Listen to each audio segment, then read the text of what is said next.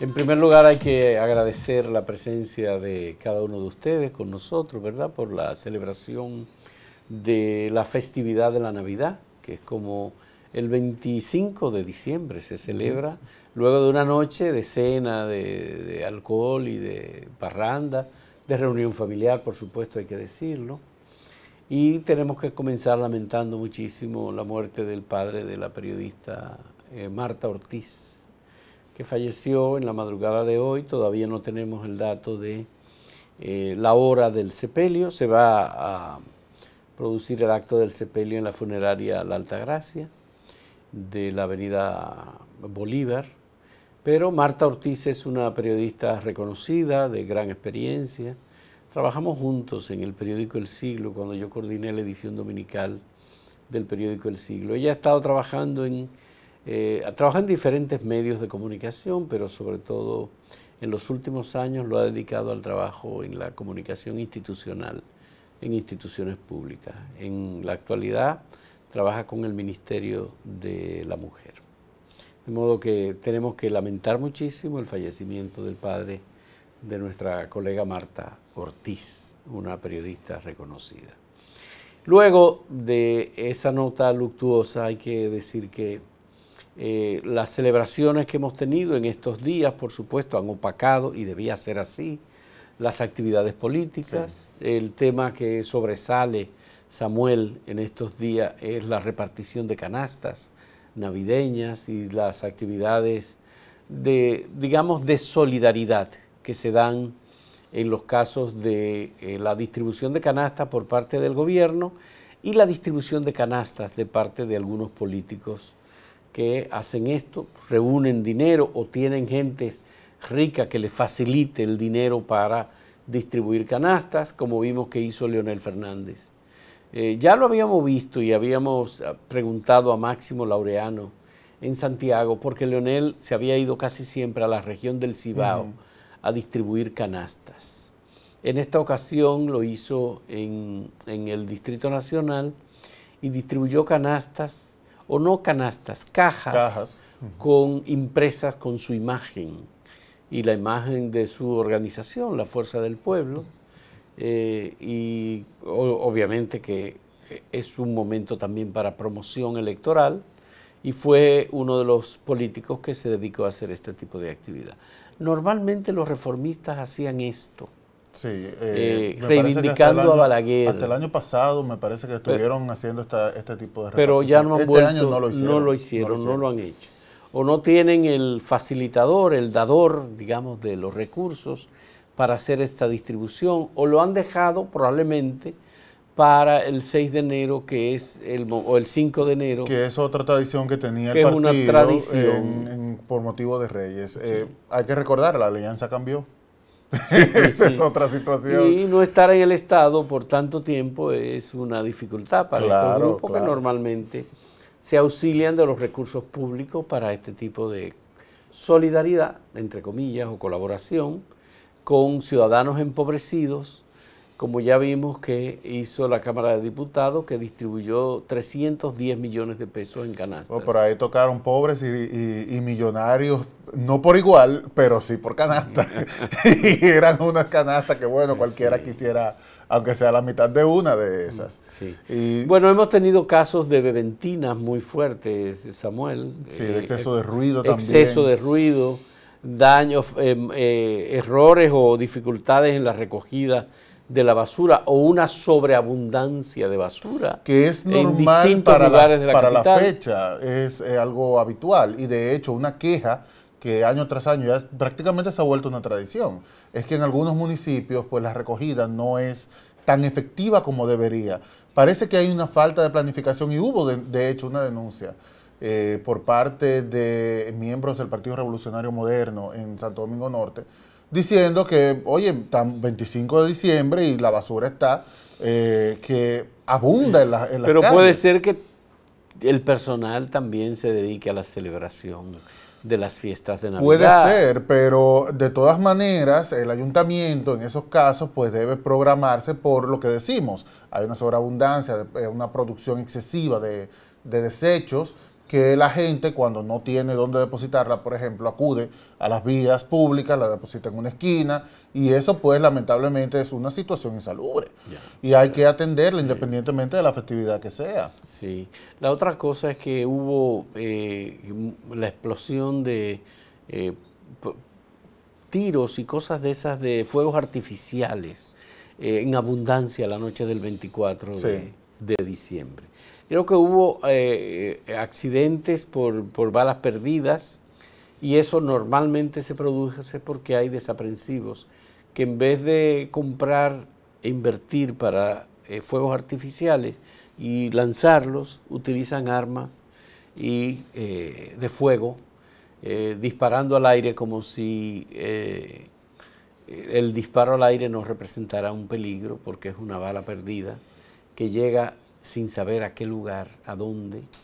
Y como somos una ciudad de casi 4 millones de habitantes, normalmente los tiros caen en lugares en donde hay gente viviendo. Claro, casi que tiene ese disparo al aire un nombre escrito al caer, que aparece cuando cae, pero de todas maneras existe la probabilidad bastante alta, desafortunadamente, de que una persona inocente que no tiene nada que ver con eso, pues sea víctima de este tipo de acción desaprensivos y personas que no tienen ningún tipo de criterio. Por otra parte, estuvo el tema del ruido, que fue una queja constante. Por ejemplo, el 23, lunes 23, por mi casa pasó una disco light. A la 1:30 de la mañana. ¿Tú sabes lo que es una disco light a la 1:30 de la mañana? Pero Samuel, a la 1 de la mañana la gente estaba en la calle todavía. Pero era el 23, no el 24. Fue la madrugada del 24 que pasó esa disco light. Entonces, mira, las alarmas se dispararon, los perros empezaron a ladrar. Imagínate una disco light a las 12 del mediodía, que es inoportuna y molesta a la gente. Imagínate esa hora de la madrugada. Pero la disco light no hacía ninguna promoción política. No, tenía música, pero de todas maneras. Eso es para alegrar el ambiente. Pero el 24 muchas personas trabajan, y a la 1:30 de la mañana lo que se despertaron fue con el sobresalto. Entonces hay que tener también un poquito de respeto. Si bien hay una prohibición que se levanta para estas fechas que permite a las personas adquirir bebidas alcohólicas, estar y consumirlas en distintos lugares, y en el tema del ruido también es un poquito flexible. Hay que tener cierto respeto por el prójimo y no molestar. Bueno, y tuvimos también actividades formales de la iglesia con motivo de la celebración de la Navidad. Monseñor Jesús Castro Marte, obispo auxiliar de la Arquidiócesis de Santo Domingo, emitió un mensaje en nombre de la Arquidiócesis de Santo Domingo sobre el sentido de la Navidad, y con unas reflexiones sobre este año que llega y que es el 2020, donde vamos a tener procesos electorales y vamos a decidir la elección de autoridades, y él dice que hay que actuar con responsabilidad y con conciencia, sobre todo para esa elección, analizando bien para elegir siempre la opción que nos parezca la mejor y más adecuada para la sociedad dominicana. Así es. Desde luego es un mensaje que da Monseñor a nombre de verdad, de ese segmento religioso que no deja de tocar a todos los dominicanos, porque es necesario emitir un voto, que es obligatorio recordarlo, que afecta o beneficia a la población dependiendo cómo se emita. Si es con conciencia, pues va a beneficiar. Si no lo es, si es un voto comprado, si es un voto simplemente por complacer, pues desafortunadamente va a ser un voto perjudicial. Así es. Y es bueno siempre recordarlo. Así es. Vamos a hacer una pausa.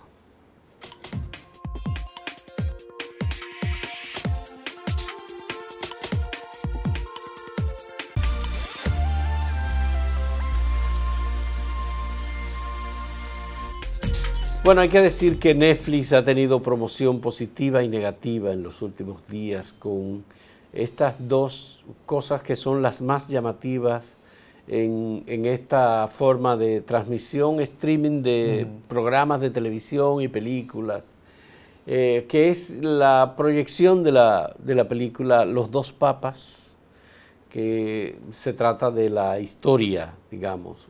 No es oficial, pero parece ser una historia apoyada sobre todo por la Iglesia y el Vaticano, de la el caso del Papa que decide dimitir, que es el Papa Benedicto XVI, en realidad Joseph Ratzinger, el Papa alemán, y el Papa argentino que llega, y todo el proceso de elección del Papa argentino, que es Jorge Mario Bergoglio, el miembro de la Compañía de Jesús, jesuita, que finalmente es electo Papa ante la dimisión de Benedicto XVI. Jorge Mario Bergoglio decidió llamarse a sí mismo Francisco, el Francisco I, y resultan en dos actuaciones brillantes, dos actuaciones verdaderamente impresionantes. De Anthony Hopkins, un actor con una brillantez, una carrera extraordinaria, y de Jonathan Pryce, que hace de Jorge Mario Bergoglio. También otro actor brillante. Brillante. Realmente es una serie, es una película de más de 2 horas que ha inspirado a mucha gente a comentar y a decir, oye, esta película hay que verla. Porque en realidad se produce un diálogo y una disputa ideológica aparentemente, pero con mucho de valor ético y de el tema de la fe, la unidad de la iglesia, el valor del trabajo de los obispos y de los papas, las crisis que se dan entre estos personajes, crisis de fe que se dan porque ellos se cuestionan. Muy interesante el trabajo de cada uno de estos actores y la película en sí, aunque yo creo que la película es un pie de amigo, un trabajo sutil, bien hecho, de defensa de Joseph Ratzinger, sí, que todo el mundo lo tuvo como el brazo derecho del Papa Juan Pablo II y que fue el Papa que entronizó a la derecha ideológica en el Vaticano de manera definitiva. Luego de la muerte de Juan Pablo I, lo que se produjo, y el derrumbe del bloque socialista y todo el tema ideológico, Ratzinger fue el sepultador, el sepulturero de la teología de la liberación. Y su coronación como papa representa de algún modo el triunfo de esa versión, de esa corriente que finalmente sepultó la opción preferencial por los pobres en la iglesia. Así es. La otra, imagino que te referías en cuanto a promoción y publicidad se refiere, es una que pues a mucha gente le causó urticaria. Sí. Y fue la divulgación de un material que ya había hecho, es una sátira. Y ya lo había hecho el año anterior, pero no pasó a mayores debido a que en esta ocasión las personas entienden que se les fue la mano. Es una producción, una parodia que presenta a un Jesucristo homosexual que tiene también una crisis al volver del desierto después de estar 40 días y pues presenta de manera sorpresiva a su pareja que es otro varón. Eso de verdad pues causó a la gente, principalmente en Brasil, que fue donde se produjo este material, pues indignación, rabia, y obligó básicamente a los creyentes que estaban más ofendidos a cancelar su servicio. Sí. En este caso, pues se trata de una publicación, un material, una parodia que está en una plataforma y, a mi entender, todo el que la quiera ver la puede ver y el que no, pues simplemente la ignora. Esto también provocó que gente pidiera a Netflix se hiciera una petición a través de una página web para que fuera removido. Sin embargo, Netflix es abierto con respecto a la libertad de expresión y creatividad y ha decidido mantener el material. El año pasado también lo había hecho. En la ocasión anterior había sido una parodia sobre la última cena de Jesucristo con los apóstoles. Y esa pues no ofendió tanto. Parece que en este caso lo que más ha ofendido es la sexualidad de Cristo. Bueno, ellos lo que están haciendo es revisando el relato bíblico y lo están satirizando, haciendo una comedia. Lo que pasa es que esos temas son, tú sabes que muy complicados. Recuerda lo de Charlie Hebdo, que fue también, claro, una revista francesa que hizo una sátira sobre Mahoma, y eso motivó un atentado terrorista que murieron 12 personas, dentro de la revista, entre ellos varios, 6 o 7 periodistas y caricaturistas y personal de la administración de Charlie Hebdo. Y siempre, bueno, recuerda lo que pasó también con el escritor que hizo los versos satánicos. También. Que bueno, de hecho, se declaró su muerte. Esta productora también fue víctima de un atentado. Lanzaron bombas Molotov a las oficinas de esta ellos productora. En Brasil. En Brasil, sí, así es. Sí, sí. Lamentablemente, este tipo de producciones generan ira y generan mucho rencor en la gente que entiende que le están afectando su fe al poner a un Jesucristo totalmente distorsionado, porque en realidad la sátira implica una distorsión de lo que es la persona en realidad, cuando se trata de personajes. Es lo que ahora en estos días se ha estado recordando de lo que hizo Charles Chaplin con la película El Dictador sobre Adolfo Hitler. Al final, hasta el cadáver de Charles Chaplin fue secuestrado, vandalizado, y hubo que pagar hasta un rescate por conseguir de nuevo el cadáver de Charles Chaplin, que salió de Estados Unidos perseguido por el macartismo y que finalmente se quedó en Suiza. Y estas cosas, bueno, pues generan este tipo de controversia. Claro. Para el que quiera, pues ambas opciones, tanto las parodias que se han puesto en Netflix como Los Dos Papas, por ejemplo, están ahí, están disponibles. Y quien la quiera ver lo pueda ver. Sí. Hay creyentes que van a encontrar la película Los Dos Papas pues exquisita. Ya. Y los no creyentes también. Sí. Asimismo está la otra opción, quizá un creyente diga, bueno, puedo reírme de mí mismo, ya está de mi fe, no hay problema si la cuestiono, y eso no me va a hacer más o menos cristiano. No, de ninguna manera, eso no tiene por qué afectar. Y finalmente la tolerancia que debe existir. Sí, no tiene que afectar la fe de nadie, esa es una sátira un poco grosera, si usted quiere, para el gusto. La calificación la da a mí yo la vi y particularmente no me gustó y no la conocía, la conocí justamente por la controversia. No me gustó porque me parece una exageración excesivamente fuera de cualquier parodia para mí. Y la verdad el contenido no es gran cosa, no es gran cosa, definitivamente. Vamos a hacer una última pausa.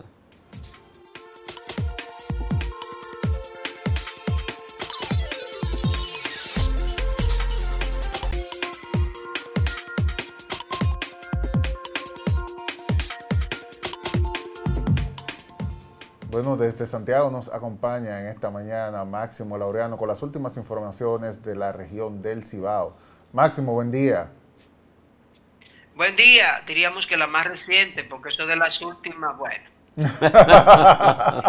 Las más recientes, adelante. Leonel, sí, la más reciente. Leonel no vino a Santiago. José Izquierdo me confirmó que no vendría a Santiago, que se quedaría en la capital.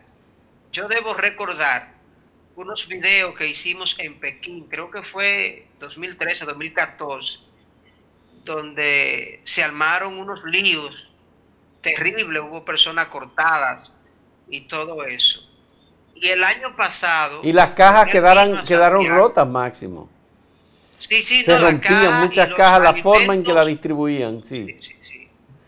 Los alimentos quedaron tirados al pavimento. Así es. Las botellas se rompieron, mucha gente salió cortada, fue unos reportes que hicimos. Hubo personas desmayadas. Y el año pasado Leonel vino a La Joya, muy cerca de donde yo resido, y se armaron también unos tumultos extraordinarios, una cosa increíble, la gente corriendo detrás de una furgoneta, tratando de conseguir una de esas cajas. Y parece que estas cosas han llevado a reflexionar a los encargados de la distribución y entonces prefirieron, tal vez por eso, quedarse en Santo Domingo. Bueno, pero Leonel mantiene la tradición de distribuir cajas. Él aquí en Santo Domingo distribuyó cajas con su figura. Y sobre todo con su imagen, con ¿verdad? Su imagen, sí, en campaña. Sí, en campaña. Es un culto al yoísmo también. Sí. Estuve en la provincia de Santo Domingo, estuve en Pantoja, que fui a un asunto familiar, y la verdad es que me llamó la atención cuánta basura en ese distrito municipal. Como ustedes comentaban hace un rato, es posible que sea por la festividad navideña, pero la verdad que tantos montones de basura me recordaron la gestión de Gilberto Cerulle en Santiago.